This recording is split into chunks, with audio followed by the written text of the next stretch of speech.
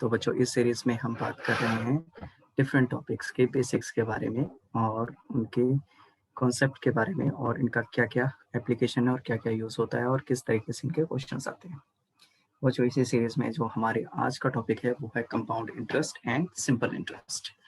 बच्चों आज हम पढ़ेंगे कंपाउंड इंटरेस्ट और सिंपल इंटरेस्ट के बेसिक्स के बारे में। Simple interest and compound interest, इन सब चीज़ों के बारे में पढ़ने से पहले हम जान लेते हैं एक्चुअली में क्या होता है ये। आप प्रैक्टिकल लाइफ में भी इसके बहुत सारे एग्जांपल्स देते होंगे।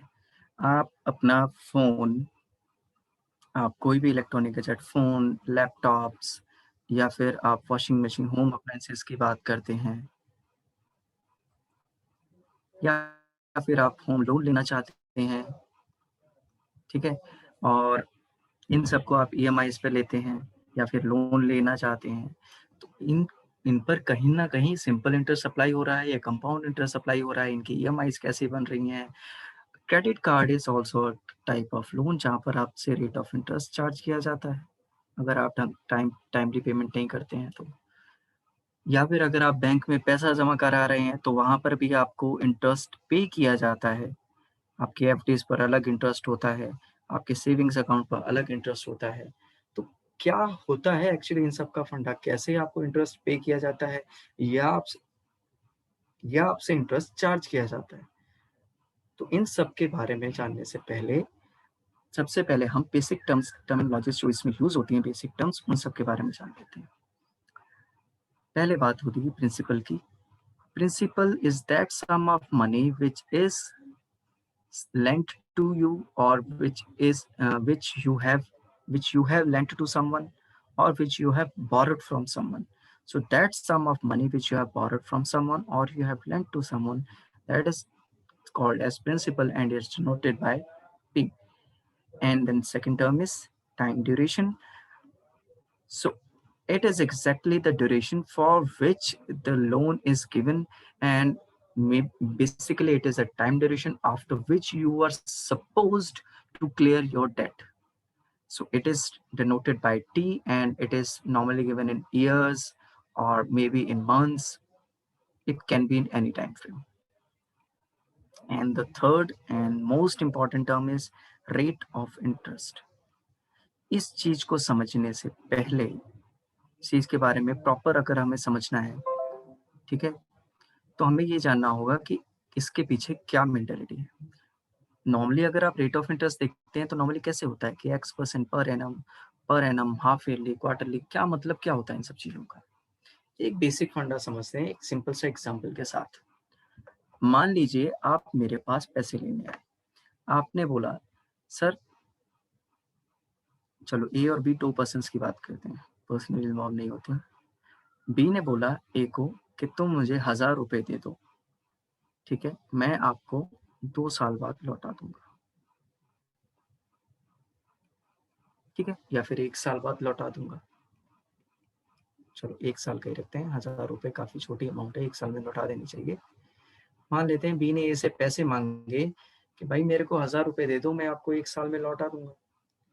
ए बोलता है ठीक है दोस्त, मैं आपको 1000 रुपए दूंगा, बट एक बात ध्यान में रखिए कि 1000 रुपए जो मैं आपको दूंगा वो 1 साल बाद आप मुझे लौटाएंगे, और अगर इस 1 साल के दौरान आप जो 1000 रुपए मैंने आपको दिया है वो मेरा 1000 रुपए आपके पास बचा रहेगा। आप तो मुझे 1 साल बाद लौटाओगे और उस 1000 रुपए से मैं 1 साल में और भी कमा सकता था, तो मेरा तो वो नुकसान था, वो नुकसान कौन भरेगा? बी बोलता है ठीक है, आप वो मेरे से ले लीजिए, ठीक है, मैं आपको 1000 रुपए के ऊपर भी कुछ दूंगा। तो इन्हें वो देखा कि देखिए ठीक है, कमाई का जरिया है, ठीक है, तो इन्हें बोला ठीक है, मैं आपसे 10% एक्स्ट्रा लूंगा, ठीक है।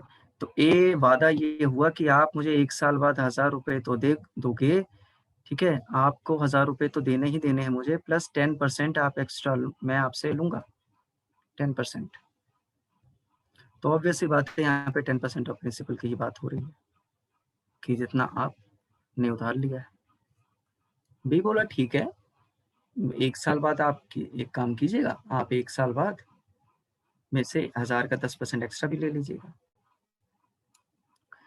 ठीक है। लेकिन अगर यही चीज मान लो 2 साल के लिए होती,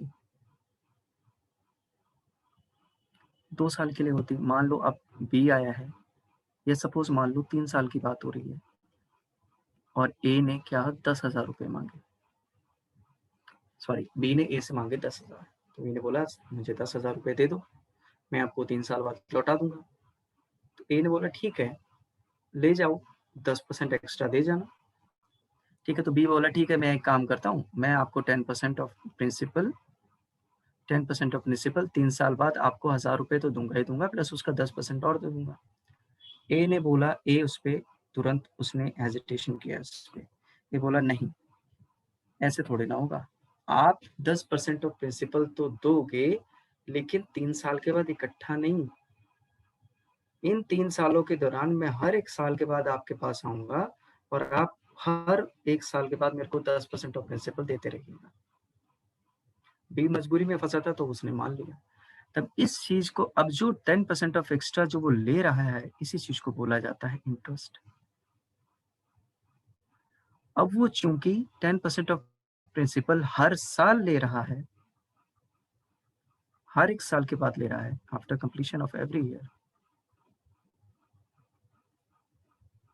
after completion of every 1 year, वो हर साल एक साल कंप्लीट होने के बाद 10% ऑफ प्रिंसिपल उससे चार्ज कर रहा है, इसीलिए इसको बोलते हैं रेट। रेट का मतलब टाइम आ चुका है, इसमें इन्वॉल्व हो चुका है। तो 10% ऑफ प्रिंसिपल, अब ऑफ प्रिंसिपल ये नहीं बोला जाता है, ये अंडरस्टूड होता है, इसलिए इसको ऐसे एज इट इज लिख दिया जाता है 10%, और हर साल ले रहा है, इसी चीज का टर्म इसको नाम दिया गया है पर एनम का। तो ऐसे ही अगर एक साल के बाद इंटरेस्ट कैलकुलेट होने लगेगा तो पर एनम, अगर हो सकता है हाफ ईयर्स के बाद कोई लालची हो जाता, हाफ ईयर्स के बाद आने लगे तो हाफ ईयरली हो जाएगा। ठीक है, और ऐसे क्वार्टरली भी हो सकता है, और बाकी रेट ऑफ इंटरेस्ट तो वेरी करेगा। आप 10% ऑफ प्रिंसिपल लेना चाहते हैं, 20%, 30% कैसे भी ले सकते हैं। ठीक है, तो 10% ऑफ प्रिंसिपल का मतलब ये भी हुआ कि अगर आपका 100 रुपये का प्रिंसिपल है तो उस पर 10 रुपये इंटरेस्ट लगेगा पर एनम का मतलब आफ्टर ईच 1 ईयर। ऐसे ही इसको 1/10 ऑफ प्रिंसिपल भी बोल सकते हैं in other terms.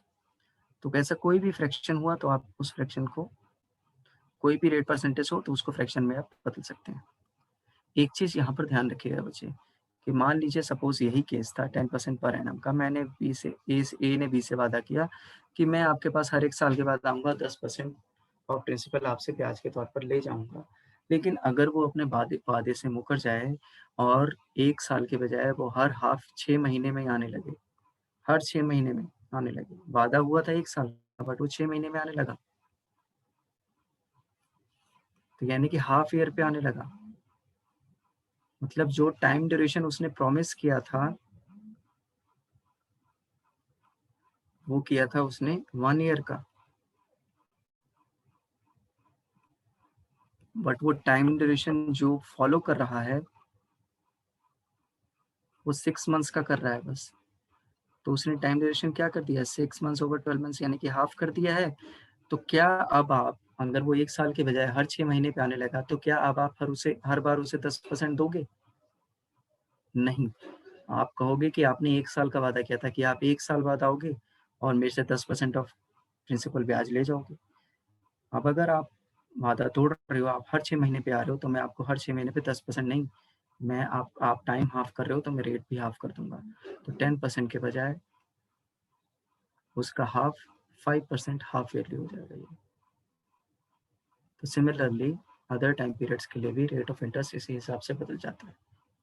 So I hope आपको ये कॉन्सेप्ट समझ में आया होगा रेट ऑफ इंटरेस्ट का। अब देखते हैं बच्चे सिंपल इंटरेस्ट और कंपाउंड इंटरेस्ट कैसे कैलकुलेट होता है। एक सेम अमाउंट ले लेते हैं, principal is equal to ₹1000, time है 3 ईयर्स का, और रेट ले लेते हैं 10% पर एनम। यहाँ पर बच्चे हम एसआई कैलकुलेट करते हैं, फिर सीआई कैलकुलेट करेंगे। एसआई का मतलब ये होता है, जैसे सिंपल इंटरेस्ट में देखो कैसे कैलकुलेशन होती है। मान लीजिए आपके पास 1,000 रुपये थे, फर्स्ट ईयर का अगर आप देखोगे तो एक साल का ब्याज कितना हो जाएगा, एक साल बाद आप ब्याज लेने आओगे 10% यानी कि 1/10, एक साल के लिए कितना हो जाएगा 100 रुपये। ऐसे ही सेकेंड ईयर में भी आपका ब्याज कितना हो जाएगा 1,000 का 1/10 यानी कि फिर से 100 रुपये। ऐसे थर्ड ईयर में भी कितना हो जाएगा 1,000 का 1/10 यानी कि फिर से 100 रुपये। तो टोटल अगर आप 3 सालों में देखोगे तो SI कितना हो गया टोटल आपका 100 100 100 यानी कि 300। एक चीज आप यहाँ पर ध्यान से देख पा रहे होंगे कि SI for each year remains constant.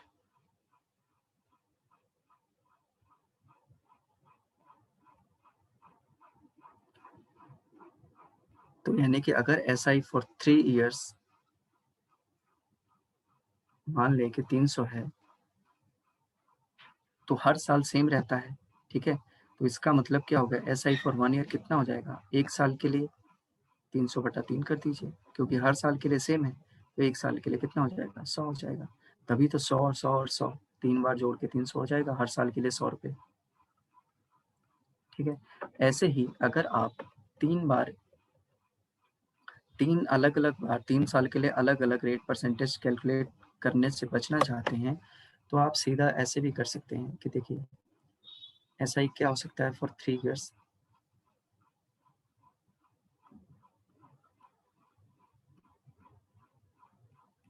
Principal का rate percentage for T time it is written as PRT into 100, PRT divide by 100 sorry, और इस RT अपॉन 100 को बोला जाता है effective rate of interest.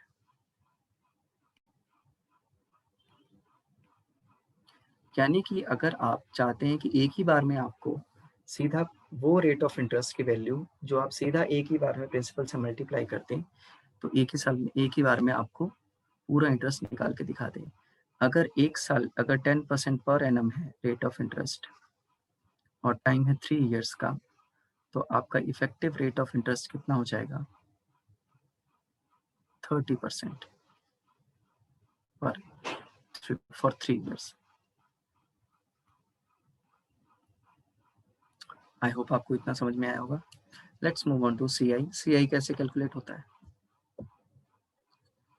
CI बच्चे एक फेमस टर्म है, जिसमें एक फेमस टर्म इसके बारे में मशहूर है, ब्याज पर ब्याज लगना। यहाँ पर ब्याज पर भी ब्याज लगता है, प्रिंसिपल पर तो लगेगा ही लगेगा, ब्याज पर भी ब्याज लगता है। चलिए देखते कैसे लगता है। फर्स्ट ईयर में बच्चे जो 1000 रुपये है उसका 1/10 यानी कि 10% एक साल के लिए कितना हो जाएगा, 100 रुपये। तो फॉर फर्स्ट ईयर आप यहाँ देख पा रहे होंगे कि CI और SI बराबर होता है, कोई डिफरेंस नहीं होगा उनमें। सेकेंड ईयर में क्या होगा, 1000 रुपये तो काउंट होगा ही होगा, प्लस जो पुराने साल का ब्याज है 100 रुपये वो भी काउंट हो जाएगा। अब 1100 का 1/10 कितना हो जाएगा, 110 रुपये। ऐसे ही थर्ड ईयर में भी 1000 रुपये तो काउंट ही होगा, प्लस पुराने साल का ब्याज 110 रुपये और उससे पुराने साल का ब्याज 100 रुपये, वो भी काउंट होगा। जितने भी पुराने ब्याज पड़े हैं वो सब काउंट होंगे, उसका 1/10 एक साल के लिए कितना हो जाएगा, ये 1000 1100 और 110 कितना हो जाएगा, 1210 का 1/10 यानी कि 121। तो टोटल अगर आप 3 सालों के लिए देखना चाहते हैं तो आपका ब्याज कितना हो जाएगा, 331 रुपये। ऐसे ही अगर आप ये देखना चाहते हैं कि इफेक्टिव रेट ऑफ इंटरेस्ट कितना आया है, तो 331 रुपये का टोटल ब्याज आया है कितने पे, 1000 रुपये पे। परसेंटेज में चेंज कर देंगे उसको तो क्या आ जाएगा, 33.1%। तो इफेक्टिव रेट ऑफ इंटरेस्ट कुछ इस हिसाब से CI में निकाला जा सकता है। आई होप आपको CI और SI दोनों अच्छे से समझ में आ चुके होंगे, इनके क्या है बेसिक कॉन्सेप्ट्स और इनका कैलकुलेशन कैसे होता है।